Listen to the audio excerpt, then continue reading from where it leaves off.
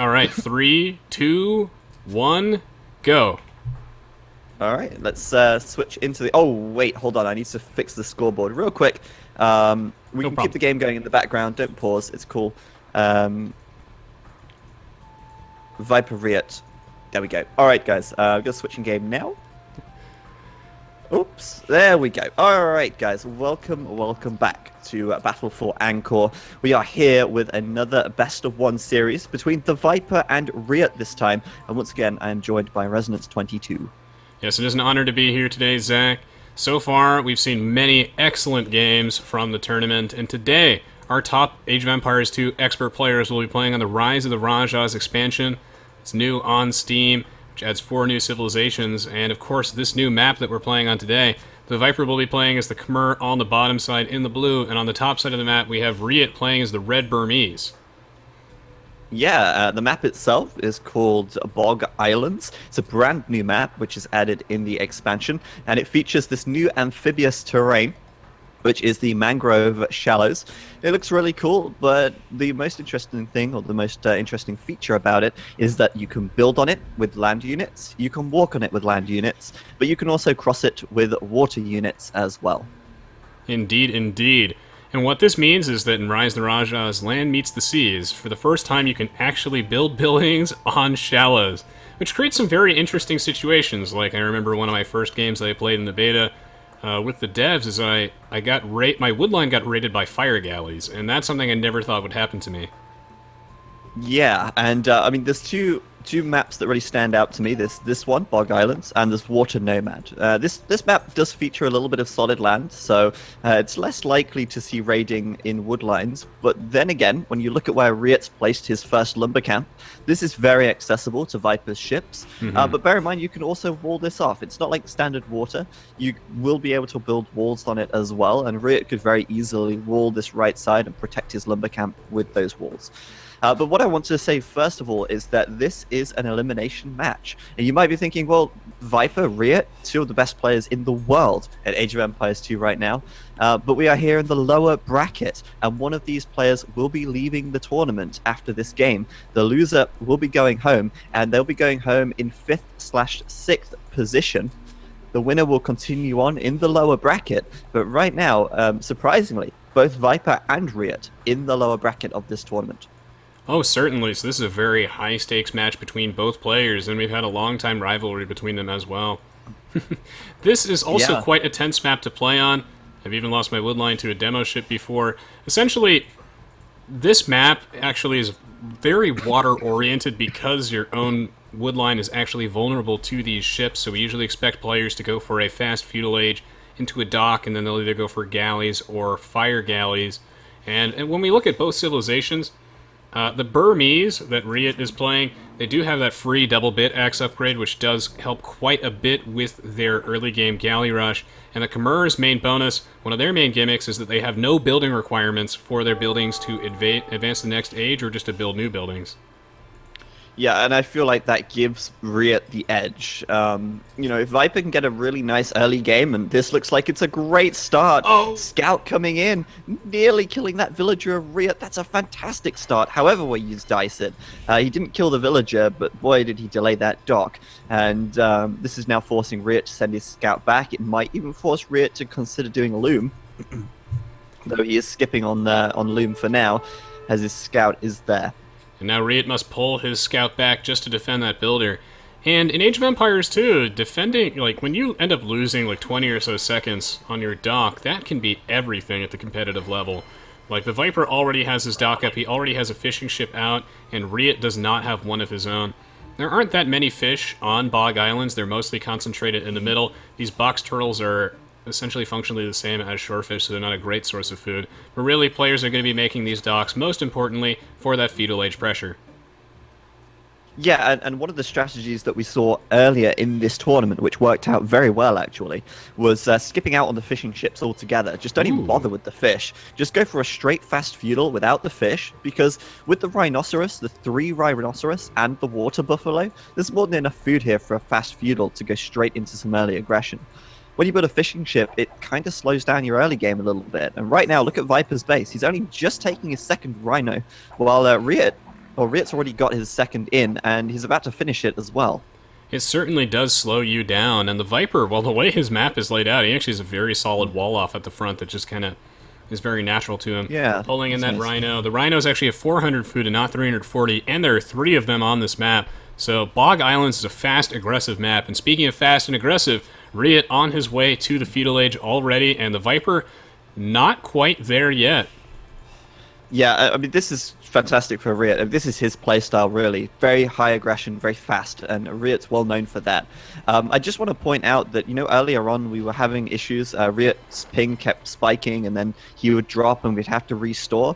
That issue seems to be completely gone now that they're playing without any spectators, and so I mean, we basically nailed that down to being specs. And the reason I'm saying this is because I did notice earlier on that it was just a pattern that the South American players seems to have an issue with the ping spike. But I can confirm that it's not an issue with them. It's an issue with the game, and we don't really know why that is. But it only happens when it's spectating. And when they came to play 1v1, it was absolutely fine here. Yeah, it was probably some issue that was introduced at the last minute for patch 4.8, which was not the smoothest release. So probably something related to a desync fix.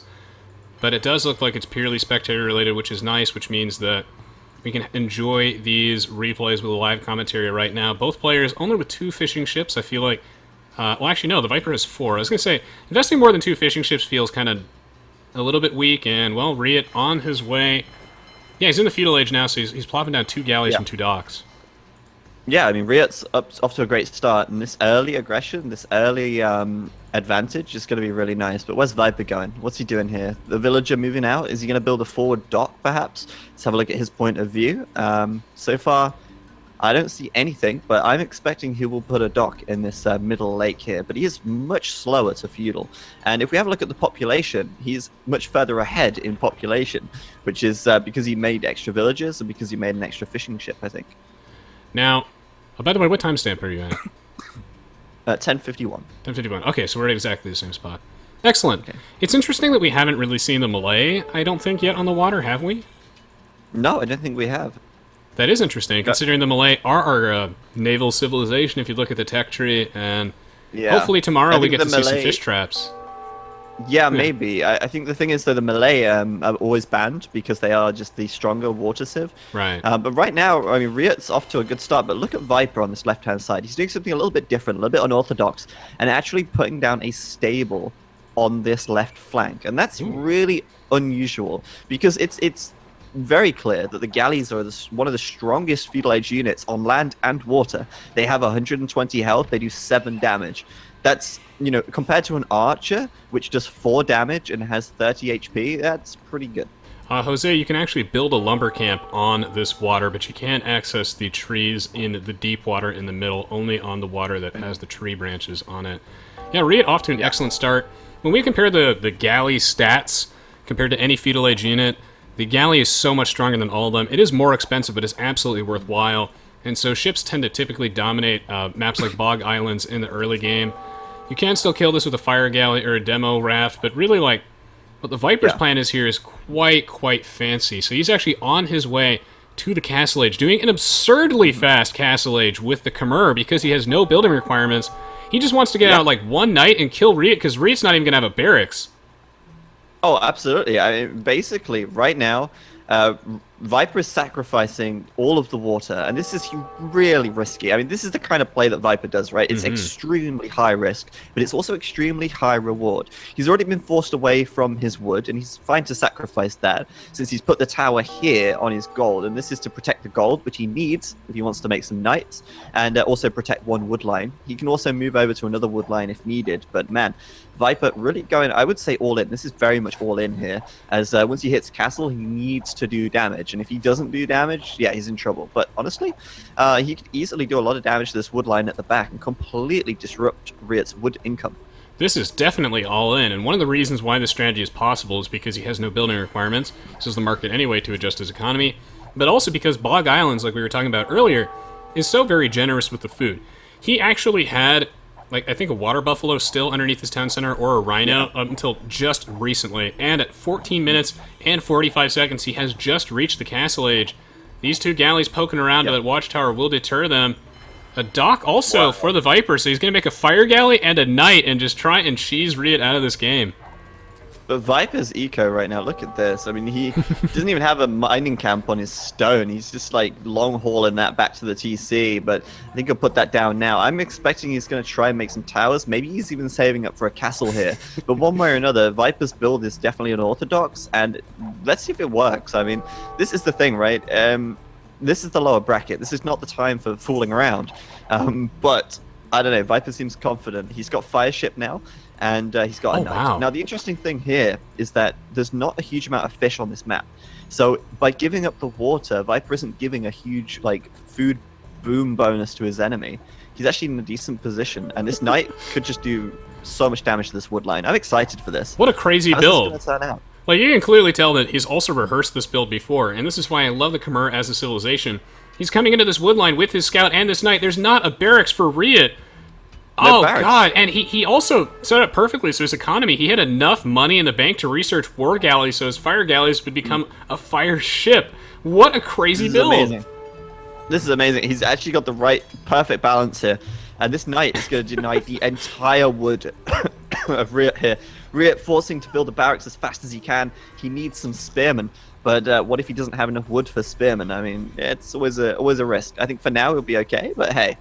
He can grab the stragglers for the time being, but Viper with more knights and more pressure for RiuT. What's RiuT actually going to do here? This is tough. Viper has an economy so small you need a microscope to see it, but it doesn't matter, as RiuT getting the barracks down now. Still having to deal with these knights. One of those knights dying is actually a pretty big deal. And he has a bunch of fire ships at home too, so the Viper will... Actually, with 2 fire ships, I think he can take down those galleys. If those were just fire galleys and he didn't research war galley, it wouldn't be enough. He's got the 3rd one coming in here. The Viper's build is nuts. He has no eco, he's been housed forever, and only now he can afford a house. But it's about to pay off. Do you know what's crazy as well? He's long hauling this stone. He's not even built a mining camp. He's actually selling the stone at the market for gold. What? He's not even using the stone. He's selling the stone for gold. And meanwhile, his knight's going to town. But, you know, RiuT's rebuilt his lumber camp at the front. Viper needs to find that. But right now, is RiuT going to be able to go castle? No. Look at his food. RiuT, how's he going to deal with the fire ships? RiuT with a really well-executed standard galley rush build off the Burmese, and the Viper with a really well-executed whatever the hell this is really working. The Viper putting all of his eggs in this basket, but this is one nice basket. God, those fire ships are going to be quite a pain to deal with. RiuT trying to focus fire down the low ones, but there are 4 fire ships now. RiuT might have spearmen to defend himself at home, but the damage has been done. Yeah, Viper's way back into this now. He might find a couple more villas on the front here. Of course, there are the spearmen. They have got +1 attack, thanks to the Burmese getting 1 additional infantry attack per age. So that's not an upgrade. That just comes with the units. But the question is, can Viper really follow through here? Can he really follow this through? And I mean, right now, he is going to get the advantage on the water, but I don't think he's done that much eco damage. No, he certainly hasn't. He is certainly... I mean, RiuT did end up getting zoned off from a wood line, but he has another one safe at home. He forced out the barracks. He did some eco damage, but it wasn't huge. I think maybe most of the eco damage is going to be RiuT losing a good chunk of his navy. That's a lot of wood and gold down the drain, and there's no way he can claw his way back on the water. I don't even think demo rafts are worth it. Does he have one inside his dock? No. Maybe. That's a galley. I don't think demo rafts will work here either. But I mean, I'm really tilted right now by this long hauling the stone. Like, that's just that's crazy. Making me mad. But yeah, he's got exactly 200. Oh, that's RiuT. My bad. Looking at Viper, he's got just over 200 stone now, and he's stopping at 200 because he needs 200 for 2 new town centers. And I think he's going to move the rest of these guys out. Well, I was going to say he's going to move them out to wood, but who knows where they're going? They're off on a mystical, wonderful adventure to hopefully build a lumber camp or potentially a new town center here. This is or neither, or none. No, just none of the above. Just war galleys. This can basically double as a new episode of Break the Meta. There goes the demo raft, not really accomplishing that much. That villager getting absolutely destroyed by those 2 knights. The fire ship's out of control. Here comes another demo raft. Those vills are not on that wood line at all, in fact. Oh my god, it's GG. Wow, he's gonna call GG, are you kidding me? RiuT just calling it. RiuT just calling it, and Viper gets the win. Wow. What? ridiculous game. What a ridiculous game. But yeah, I mean, Viper was just harassing these villas. I guess the problem here is RiuT knew that he was going to lose the water, and if he loses the water, then he loses the access to this wood line. He can't go to the wood line at the back because he's lost that as well, and then RiuT just dies. I mean, he just withers on the vine and just dies. Like, what do you do against that?